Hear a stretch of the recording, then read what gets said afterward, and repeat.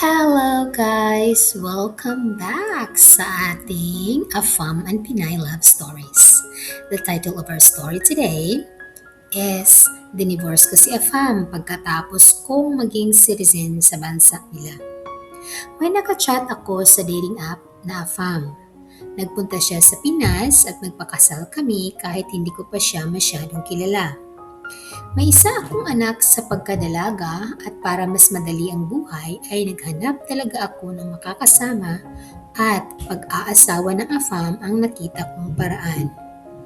Pagkatapos naming ikasal, nagstay muna sa Pinas ang mister kong afam ng 4 na buwan habang inaayos namin ang papers ko.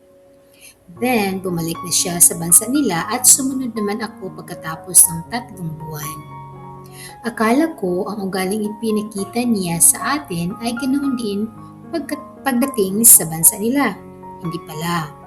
Kaya nag-apply ako ng trabaho dahil hindi niya ako binibigyan ng pera. Sabi niya, kanya-kanya daw kami ng pera. Kapag humihingi ako ng para sa anak kong naiwan sa atin ay ayaw niya. Kaya nag-double job ako sa paglilinis ng mga bahay. May ugali rin pala siyang mainitin ang ulo at palaging 50-50 kami sa mga bayarin sa bahay. Nagtiis ako hanggang makuha ko ang green card ko. Hanggang naging citizen ako at nag-file ako ng divorce.